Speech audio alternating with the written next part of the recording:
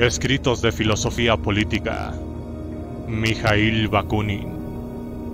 Parte 1. Filosofía. Mente y voluntad. La vida del hombre es la continuación de la vida animal. La inteligencia constituye una diferencia cuantitativa, pero no cualitativa. La vida individual y social del hombre en el comienzo no era sino la continuación inmediata de la vida animal, aunque complicada por un nuevo elemento, la facultad de pensar y hablar. El hombre no es el único animal inteligente sobre la tierra, en modo alguno. La psicología comparada muestra que no existe animal completamente privado de inteligencia, y cuanto más se aproxima una especie al hombre en su organización, y especialmente en la estructura del cerebro, más avanzada se encuentra en el desarrollo de su inteligencia.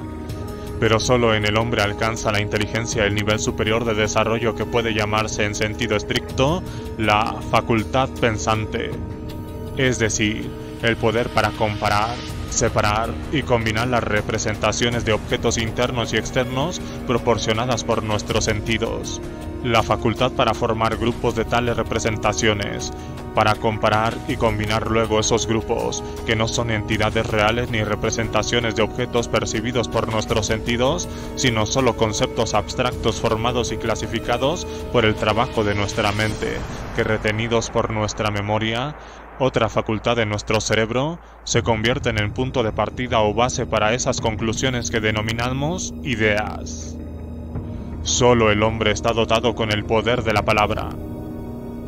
Todas esas funciones de nuestro cerebro serían imposibles de no estar dotado el hombre con otra facultad, que complementa a la facultad pensante y es inseparable de ella. La facultad de incorporar, por así decirlo, y de identificar mediante signos externos todas las operaciones de la mente, los movimientos materiales del cerebro hasta sus variaciones y modificaciones más sutiles y complicadas. En resumen, si el hombre no poseyera el poder de la palabra, todos los demás animales tienen lenguajes. ¿Quién lo pone en duda? Pero puesto que su inteligencia jamás se eleva sobre las representaciones materiales o, lo que es más, sobre la más elemental comparación y combinación de esas representaciones, su lenguaje carece de organización y es incapaz de desarrollo, por lo cual solo puede expresar sensaciones y nociones materiales, pero nunca ideas. De estas ideas, el hombre deduce conclusiones o aplicaciones lógicas necesarias. En realidad, encontramos con bastante frecuencia a personas que no han alcanzado todavía la plena posesión de esta facultad, pero jamás hemos tenido noticias de ningún miembro de una especie inferior que ejercite esta facultad, sino es recurriendo al asno de Balaam o a otros animales semejantes recomendados a nuestra fe y estima por diversas religiones. Podemos decir, por tanto, sin miedo a quedar refutados, que de todos los animales vivientes sobre esta tierra, solo el hombre es capaz de pensar. La facultad de abstracción. Solo el hombre tiene este poder de abstracción, desarrollado y fortalecido sin duda dentro de la especie humana por un ejercicio de milenios, elevando gradual e interiormente al hombre sobre los objetos de su entorno, sobre todo cuanto se denomina mundo externo e incluso sobre él mismo como individuo. Esta facultad le permite concebir o crear la idea de la totalidad de existencias, del universo, la infinitud o de lo absoluto. Idea del todo abstracta y, si quieren, falta de cualquier contenido, pero no por ello menos todopoderosa, como idea y causa instrumental de todas las conquistas humanas posteriores, porque solo esta idea le extrae de las hipócritas beatitudes y la estúpida inocencia del paraíso animal, para conducirlo a los triunfos y a los tormentos infinitos de un desarrollo ilimitado. El germen del análisis y de los experimentos científicos. Debido a esta facultad de abstracción, elevándose por encima de la presión inmediata ejercida por los objetos externos sobre todo individuo, el hombre puede comparar un objeto con otros y observar sus relaciones. Aquí se encuentra el principio del análisis y de la ciencia experimental. Y debido a esta misma facultad, el hombre experimenta un proceso de bifurcación interna que lo eleva por encima de sus propias pulsaciones, instintos e impulsos, en tanto poseen una naturaleza transitoria y particular. Esto le permite comparar sus pulsiones internas como compara objetos y movimientos externos y aliarse con algunas contra otras de acuerdo con el ideal social que ha cristalizado en su interior. Aquí tenemos ya el despertar de la conciencia y de lo que llamamos voluntad. Comienza el mundo humano. Con el primer despertar del pensamiento manifestado en la palabra comienza el mundo exclusivamente humano, el mundo de las abstracciones. Debido a esta facultad de abstracción, como ya hemos dicho, el hombre, surgido de la naturaleza y producido por ella, se crea para sí, en medio y bajo las condiciones de esa misma naturaleza, una segunda existencia que se adecúa a su ideal y es progresiva del mismo modo. La dialéctica del desarrollo humano. Para mayor claridad, añadamos que tanto cuanto vive tiende a realizarse a sí mismo en la plenitud de su ser. El hombre, que es al mismo tiempo un ente pensante y viviente, debe ante todo conocerse a sí mismo para alcanzar una plena autorrealización. Este es el motivo del gran retraso que observamos en su desarrollo, y por razón del cual fueron necesarios muchos cientos de siglos para que el hombre llegase al estado social actual en los países más civilizados, estado que todavía se encuentra muy por debajo del ideal hacia el que nos dirigimos. El hombre tuvo que agotar todas las estupideces y posibles adversidades para poder realizar el mínimo de razón y justicia que hoy prevalece en el mundo. La última fase y la meta suprema de todo el desarrollo humano es la libertad. Jean-Jacques Rousseau y sus discípulos se equivocaron buscando esta libertad en el comienzo de la historia cuando el hombre, carente todavía por completo de cualquier autoconocimiento e incapaz por eso mismo de preparar cualquier tipo de contrato, estaba sufriendo bajo el yugo de esa inevitabilidad de la vida natura a la que están sometidos todos los animales. Naturaleza y libertad humana. El hombre solo podía liberarse a sí mismo de este yugo haciendo un uso gradual de su razón, que si bien se desarrollaba muy despacio, discernía poco a poco las leyes rectoras del mundo exterior tanto como las inmanentes a nuestra propia naturaleza y se las apropiaba, por así decirlo, transformándolas en ideas, es decir, en creaciones casi espontáneas de nuestros propios cerebros. Mientras continuaba obedeciendo a esas leyes, el hombre en realidad obedecía simplemente a sus propios pensamientos. Respecto a la naturaleza, esta es la única posible dignidad y libertad para el hombre. Jamás habrá ninguna otra libertad, porque las leyes naturales son inmutables e inevitables.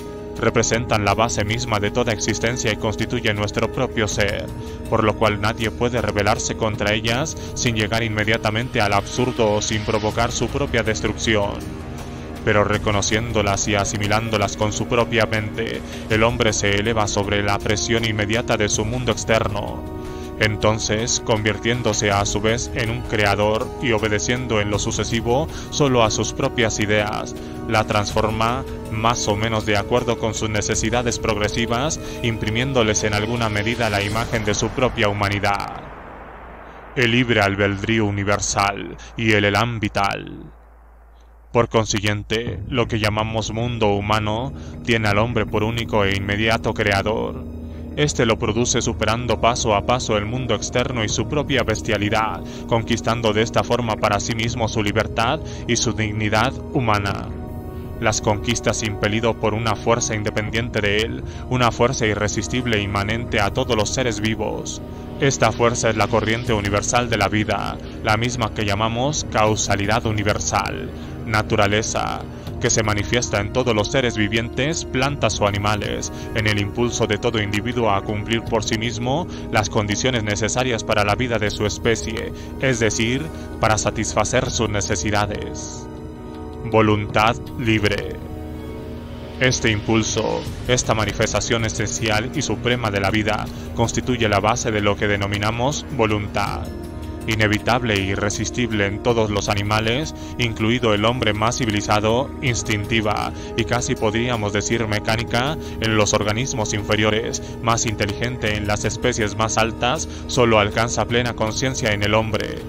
Debido a su inteligencia, que le eleva sobre la pulsación instintiva y le permite comparar, criticar y regular sus propias necesidades, el humano es el único de los animales terrestres que posee una autodeterminación consciente, una voluntad libre. La libertad de la voluntad es sólo relativa. Es razonable pensar que esta libertad de la voluntad humana, frente a la corriente de la vida universal o a esta causalidad absoluta donde toda voluntad es, por así decirlo, solo un arroyuelo, solo tiene el significado atribuido por la reflexión, en cuanto se opone a la acción mecánica o incluso al instinto. El hombre capta y percibe claramente las necesidades naturales que, una vez reflejadas en su cerebro, renacen a través de un proceso fisiológico poco conocido como la continuación lógica de sus propios pensamientos. La comprensión dentro de esta dependencia absoluta e inquebrantada le proporciona el sentimiento de autodeterminación, de una voluntad y una libertad consciente y espontánea. Los impulsos naturales son sublimados, pero no suprimidos por el hombre. Fuera del suicidio, parcial o total, ningún hombre puede librarse de sus impulsos naturales, pero puede regularlos y modificarlos, intentando hacerlos cada vez más conformes a aquello que durante épocas diferentes de desarrollo intelectual y moral considera justo y bello. La libertad de la voluntad es determinada y no incondicional.